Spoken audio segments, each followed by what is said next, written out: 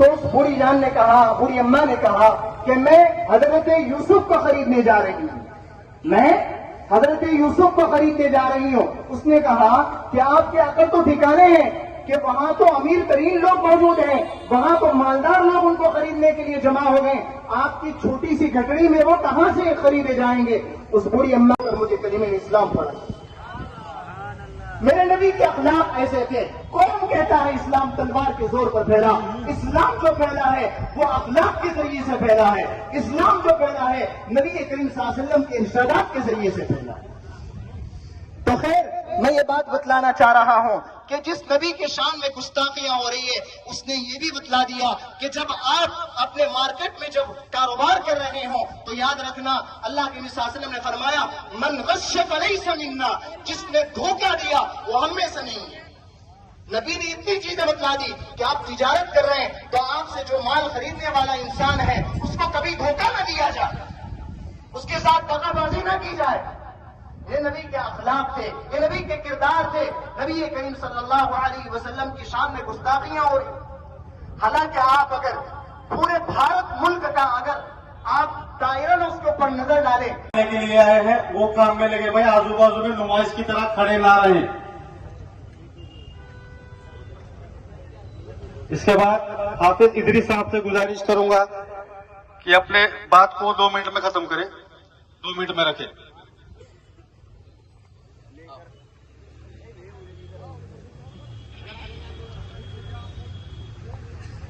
बिस्मिल्लाहिर्रहमानिर्रहीम। बहुत देर से आप यहाँ पर बैठे हुए अपने जज्बात का इजहार कर रहे हैं और सुन रहे हैं। यकीनन या सल्लल्लाहु अलैहि वसल्लम की मोहब्बत हमारे दिलों के अंदर कूट कूट कर भरी हुई है, इसको कोई भी खत्म नहीं कर सकता और बढ़ती रहेगी इंशाअल्लाह। जितना छोड़ेंगे उतनी हमारी आप सल्लल्लाहु अलैहि वसल्लम से मोहब्बत बढ़ती रहेगी। क्या है बोलेगा, क्या करना फिर सुन लेना।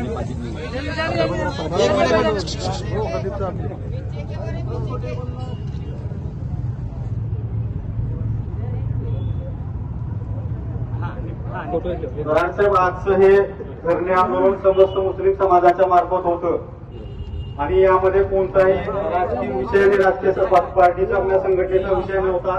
थोडक्यात मागण्या अशा आहेत, वारंवार इस्लाम धर्माचे प्रेषित मोहम्मद पैगंबर यांच्याविषयी विटंबना करणं, जाणीवपूर्वक ज्यांना घरची इज्जत देत नाहीत असे लोक उठले की सुटलं प्रसिद्धीसाठी इस्लाम धर्माचे प्रेषित मोहम्मद पैगंबर यांच्यावर टीकाटिप्पणी करतात आणि हा देश संविधानावर चालतो आणि संविधानावर चालत असताना त्यांच्यावर अनेक ठिकाणी गुन्हे दाखल असतानाही आजतागायत अशा अनेकांना अटक केलेली नाहीये।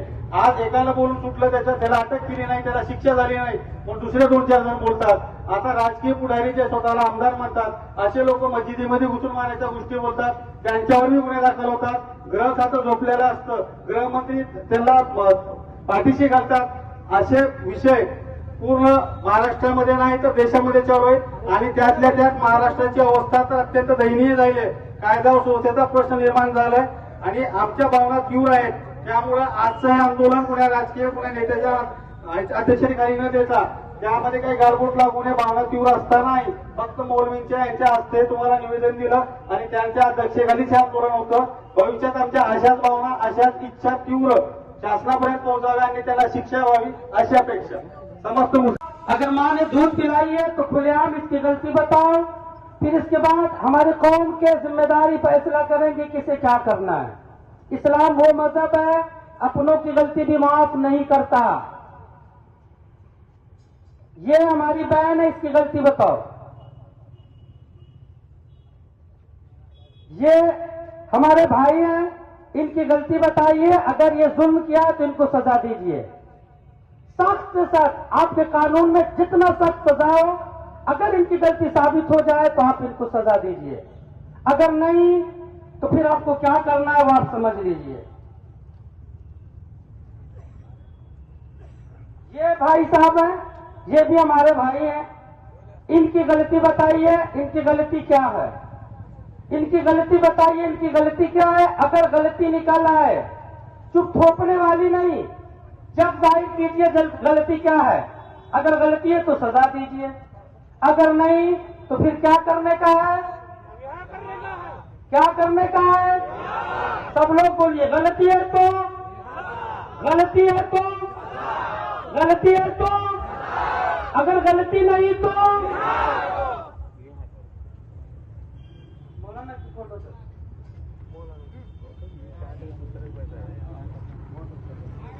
ये मौलाना है, इनकी गलती क्या है बताई जाए। अगर गलती है तो इसे सजा दी जाए, अगर गलती नहीं है तो,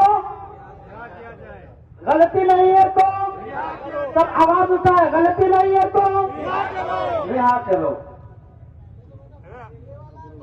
अगर बैठिए बैठिए, तो जाने दीजिए, वो मूड में जाने दीजिए। हजरात मोहतरम, अब ये बताओ, उनकी गलती मैं मांग रहा हूं कि उनकी गलती बताओ, क्या ये गलती है कि नहीं बताओ, ये गलती है कि नहीं बताओ, ये गलती है कि नहीं बताओ, उन लोगों की गलती बताओ, और ये गलती है कि नहीं बताओ। अरे बोलो ना, है कि नहीं?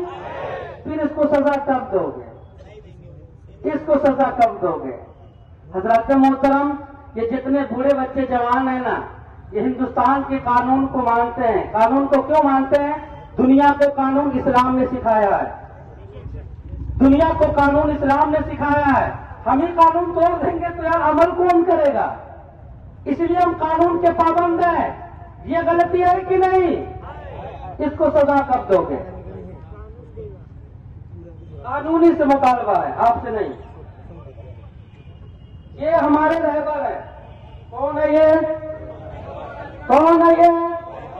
ये हमारे रहबर है। इनकी गलती बताओ, इनकी गलती बताओ।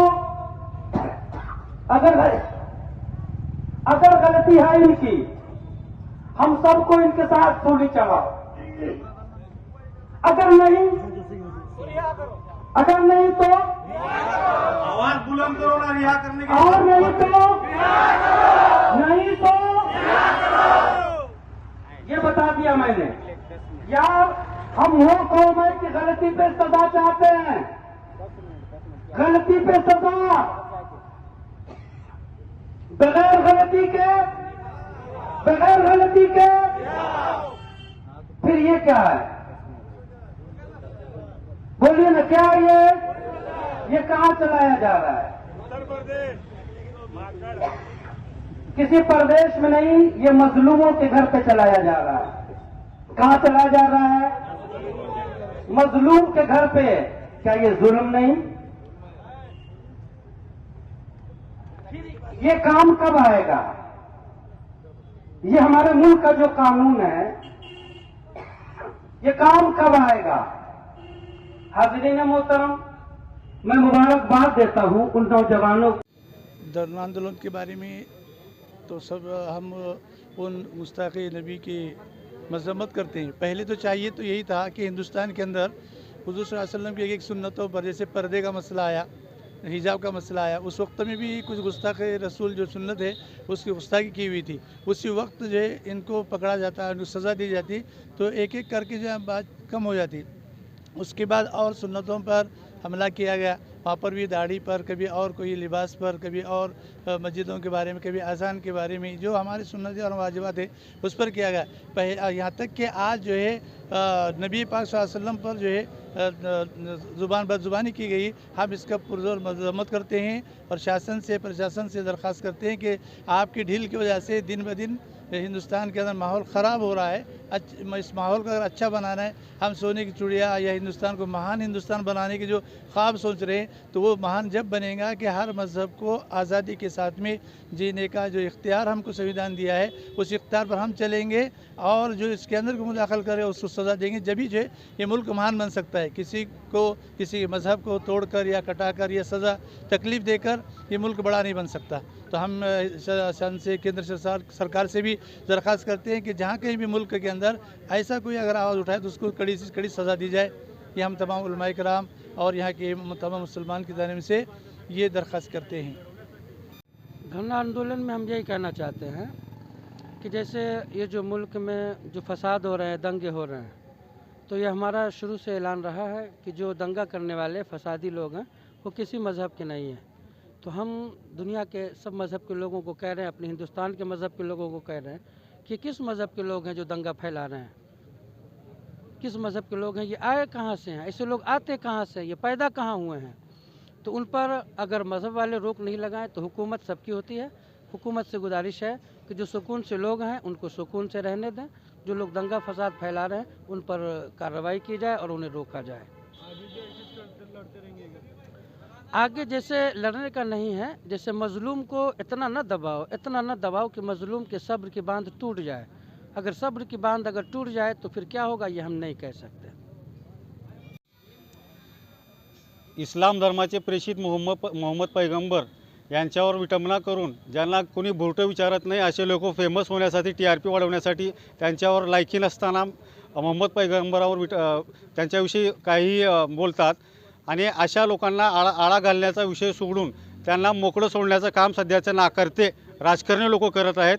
गृह मंत्रालय झोपलेलं आहे। गुन्हे दाखल असतानाही देखील ज्यांनी मोहम्मद पैगंबराची विटंबना केली त्यांना पाठीशी घालायचं काम फडणवीस साहेब करत आहेत आणि त्यांनाही कळून चुकलं आहे की येणाऱ्या विधानसभेमध्ये आपली काय अवस्था होईल, आपण राजकीय असाल की नसाल, आपल्या पक्षाचा काय विषय असेल, त्यामुळं कुठेतरी हिंदू मुस्लिम दंगल व्हावी, समाजामध्ये तेढ निर्माण होऊन आपला काहीतरी फायदा होईल काही अशा अपेक्षेनं त्यांनी नितेश राणे यांच्यावर कारवाई केली नाही, रामगिरी महाराजावर केली नाही आणि त्याच्यानंतर तिसरं कोणतरी भोंदू महाराज उठलं आणि त्यांनी मोहम्मद पैगंबराविषयी विटंबना केली त्यांची, असे शब्द चालू आहेत। माझी राजकर्त्यांना विनंती असेल, सध्या महाराष्ट्रामध्ये जसं महाराष्ट्राचा आत्तापर्यंतचा वारसा आहे, फुले शाहू आंबेडकरांचा जे महाराष्ट्र आहे त्याचा वारसा सामाजिक सलोखा न बिघडू देता अशा लोकांना जेलमध्ये टाकून त्यांना कडक शिक्षा करण्यात यावी अशी समस्त मुस्लिम समाजाची मागणी आहे।